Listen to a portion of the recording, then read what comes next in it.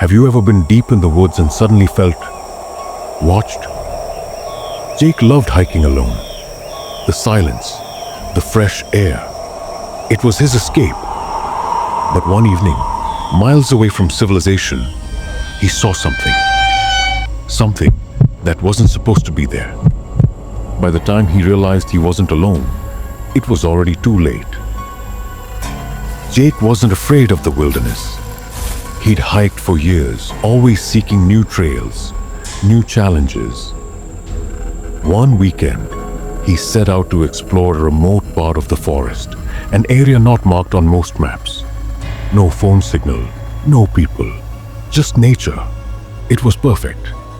The first few hours were peaceful. Birds chirping, the wind rustling through the trees.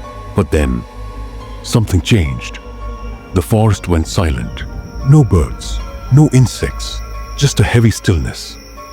Jake brushed it off, but a small voice in the back of his mind whispered, "You shouldn't be here." As the sun started setting, Jake stumbled upon something strange. A cabin. It was old, covered in moss, hidden between the trees. There were no roads leading to it, no signs of life. Curious, he stepped closer. The door was slightly open. A single wooden chair sat on the porch, rocking on its own. Jake's gut screamed at him to leave. But then, he saw something inside.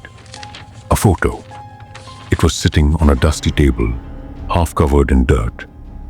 He picked it up. His hands turned ice cold. The picture was of him, standing in front of this very cabin. But he had never been here before. Jake's chest tightened. He dropped the photo and turned to leave. That's when he heard it. Footsteps. Not from inside the cabin. From behind him. He spun around. The forest was empty. But he felt it. Something was there, watching, waiting. He ran. Branches tore at his skin. His backpack got caught. But he didn't stop. He didn't look back. After what felt like hours, he reached his car, gasping for air. He threw himself inside and locked the doors. Only then did he dare to look in the rearview mirror. And he saw it. A figure standing at the tree line. Still, tall, watching him. Jake never went hiking alone again. Weeks later, he searched online for any records of that cabin. There was nothing. It didn't exist, but sometimes, late at night, he swears he hears footsteps outside his window, like something followed him home. So tell me, if you found a picture of yourself in a place you'd never been, would you stay? Or would you run? Stay alert. What I'm about to tell you isn't just another scary story. Some places don't want you there. Murk was a wildlife researcher. He spent weeks alone in untouched forests, miles away from civilization. He thought he understood nature. But one night, deep in the woods, he saw something. Something that wasn't supposed to exist. And once it saw him, it never left. Murk loved isolation. Out here in the deep woods, life was simple. No traffic, no people. Just the sound of the wind through the trees. He worked alone, setting up cameras to track wolves and mountain lions. He had done this for years. He wasn't the type to get scared easily. But this forest felt different.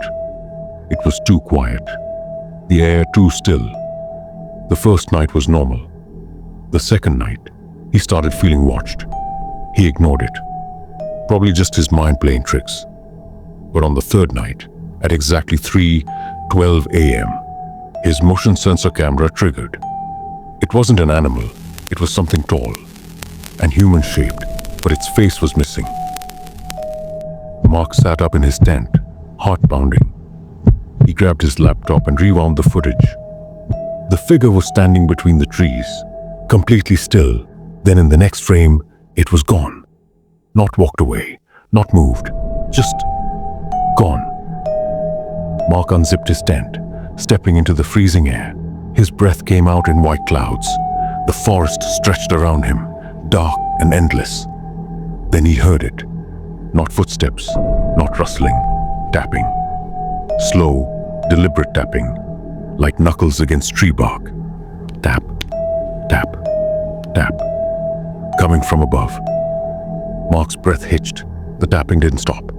It came from the trees circling him. His flashlight flickered as he aimed it upward. Nothing. Then a whisper. Low, drawn out. A voice that wasn't human. You see me. Mark froze. Every nerve in his body screamed run. Then the trees moved. Not the branches, the trunks. Tall, dark shapes shifted, twisting like shadows against the night sky. And one of them stepped forward. It was taller than any man. Thin, stretched, its limbs too long. It twitched as if adjusting to being seen. Then it took a step. The ground cracked beneath it. Mark bolted. He didn't grab his gear. He didn't look back. He just ran. The tapping turned into pounding, loud, heavy, chasing him. His lungs burned, legs aching. But he knew if he stopped, he wouldn't leave this forest. Then just ahead, his truck. Mark lunged for the door, threw himself inside, and locked it. For a second, he thought he'd made it. Then his headlights flickered. And there it was, standing at the tree line, still waiting. Mark never finished that research trip. Days later, he checked his footage again. There was one last frame, a close-up, too close, of something staring directly into his camera, with a hand pressed against the lens. Mark never went back, but sometimes, late at night, he still hears tapping on his window. Closing line, chilling tone. So tell me, if something in the woods was watching you, would you run? Or would you freeze and hope it doesn't come closer? Have you ever walked alone in the woods and felt like something was right behind you? Tonight's story isn't just about what hides in the shadows. It's about what happens when the shadows follow you home. Last October, 2 hikers ventured into Willow Hollow, a forest so dense, locals call it the Breathing Woods. The older sibling, Sam, ignored the warnings. The younger, Jamie, begged to stay on the trail, but Sam insisted. Since when are you scared of trees? By midnight, the woods came alive, not with owls or coyotes, with something imitating them. Sam woke to Jamie's screams. Gone, only his flashlight left, cracked and sticky, ever touched pine sap. This wasn't pine sap.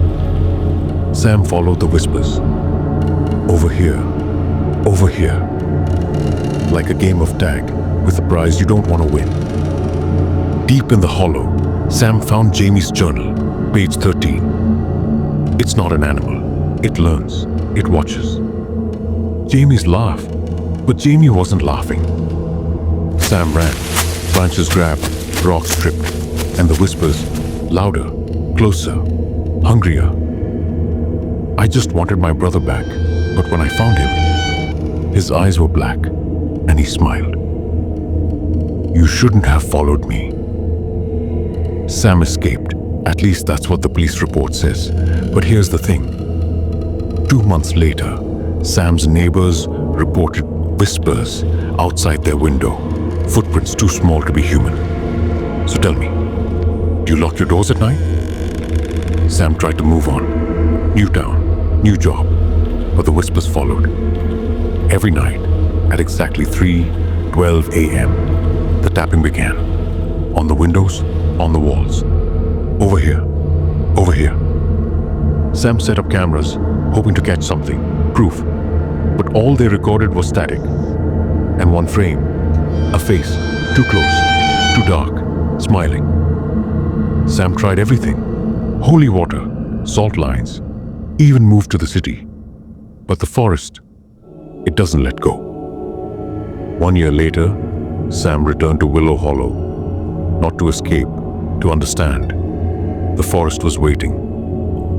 Sam found the journal again. Page 14, written in Jamie's handwriting. It's not just one. There are more. They're watching. They're learning. Sam ran, but this time, the forest fought back. Branches grabbed, roots stripped, and the whispers, they weren't just behind. They were everywhere. Sam never left Willow Hollow.